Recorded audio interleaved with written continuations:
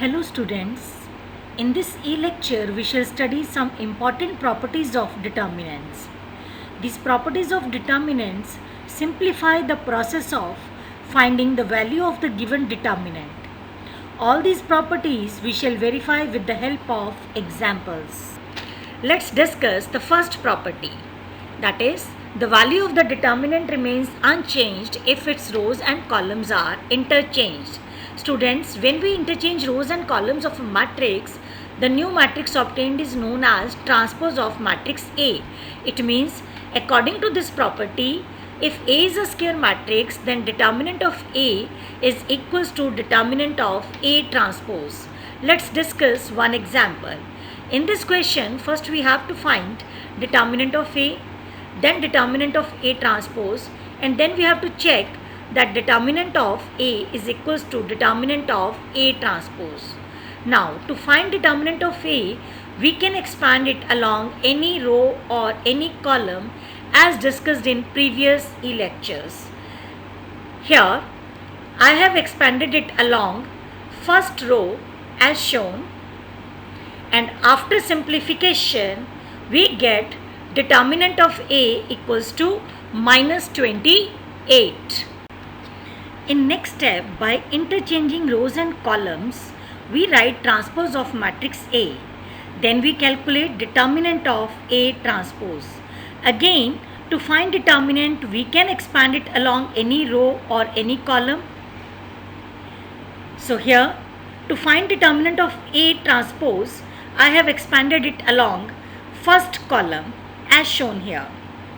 And after simplification, we get determinant of A transpose equals to minus 28. So we have proved that determinant of A equals to determinant of A transpose. Next is, if any two rows or columns of a determinant are interchanged, then sign of determinant changes. Let's discuss it with one example. Let's take same matrix A which we have used to verify property 1. So determinant of A equals to minus 28 that we have already calculated. Now by interchanging second and third row, we get a new matrix say B. In next step, calculate determinant of B by expanding it along R1 as shown here. Simplify it, we get determinant of B equals to 28, which is equals to minus of determinant of A. So we have verified that if any two rows or columns of a determinant are interchanged, then determinants change by sign only. Next property is, if any two rows or columns of a determinant are identical, then value of determinant is 0. For example, A is a square matrix of order 3. We have to find determinant of A. To find determinant of A, we can expand it along any row or any column. Here, I have expanded it along first row. After simplification, we get determinant of A equals to 0. Students, you can observe here elements of first and third row are same, or we can say R1 and R3 are identical. So we have verified that value of determinant is 0 if any two rows or columns of a determinant are identical. Next property is, if each element of a row or a column of a determinant is multiplied by a constant k, then its value gets multiplied by k. That means value of new determinant is k times the value of the original determinant. We can use this property in two ways. First is, we can take out any common factor from any row or any one column of a given determinant. Second, if corresponding elements of any two rows or columns of a determinant are proportional, then its value is 0. Let's take one example. In this determinant, elements of first row are 102, 18 and 36, which can be written as 6 multiply 17, 6 multiply 3 and 6 multiply with 6. In next step, using the above property, 6 can be taken as common from R1. Now we observe that first and third rows of determinant are identical. So by property number 3, value of determinant is equals to 0. So 6 multiplied with 0 is also equals to 0. Next property, if sum or all elements of a row or column of a determinant are expressed as sum of two or more terms, then the determinant can be expressed as sum of two or more determinants. Let's see how to apply this property. In this question, a square matrix of order 3 is given and we have to show that determinant of this square matrix of order 3 is equals to 0. As you can observe, in this determinant, each element of the second row consists of the sum of two terms. So, by using property number 5, we can express this determinant as sum of two determinants. In these two determinants, we write elements of first row and third row as it is, and then we write first term of each element of second row of given determinant in first determinant and second term of each element of second row of given determinant in second determinant as I have written here. Now we have to find the value of these two determinants. In first determinant, R1 and R2 are identical, so value of determinant is 0. In second determinant, elements of R2 and R3 are proportional, so value of second determinant is also 0. So using properties, we have shown that the value of the determinant is 0. Next property, if to each element of any row or column of a determinant, the equi-multiples of corresponding elements of other row or column are added, then value of determinant remains the same. That is, the value of determinant remains same if we apply the operation Ri is to Ri plus k Rj or Ci is to Ci plus k Cj. This property is also known as operating property. Let's discuss one example. Here we have written two square matrices A and B of order 3 whose determinants we have to calculate. If you can observe, B is obtained by the operation R1 tends to R1 plus k R3. Here we have multiplied the elements of the third row, that is R3, by a constant k and added them to the corresponding elements of the first row R1. So symbolically we write this operation as R1 is to R1 plus k R3. Let's find determinant of B using property number 5.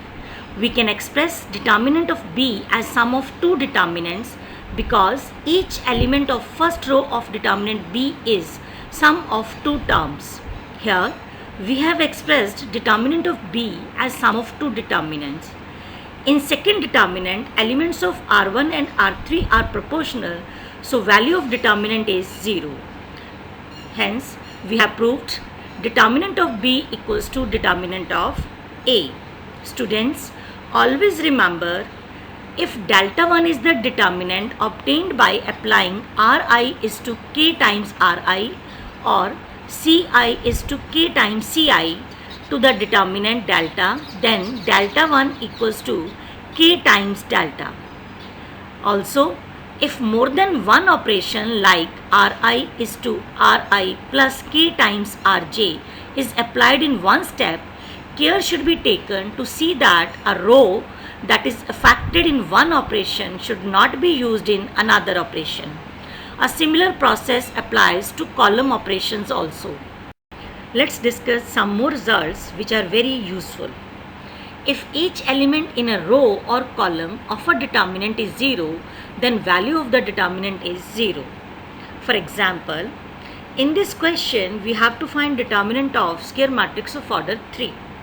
Now to find determinant, we can expand it along any row or any column. Here all the elements of third row are 0, so determinant must be 0. But here I have expanded it along first row. After simplification, still the value of determinant is 0. Next, the determinant of a diagonal matrix is equal to product of diagonal elements. Let's take one example. Here, Given matrix is diagonal matrix of order 3. To find determinant of this diagonal matrix, expand it along first row as shown. After simplification, we get value of determinant 15, which is equal to product of diagonal elements, that is 2, 3 and 5. Next is the determinant of a skew symmetric matrix of odd order is 0. Let's verify it with example. In this question, A is a skew symmetric matrix because A transpose equals to minus A, and order of matrix A is 3, which is odd. To find determinant of A, expand it along first row as shown. After simplification, we get value of determinant of A equals to 0. Next, if A and B are square matrices of same order, then determinant of AB equals to product of determinant of A and determinant of B.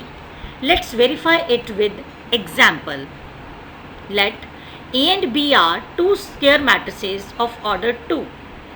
Calculate determinant of A and determinant of B.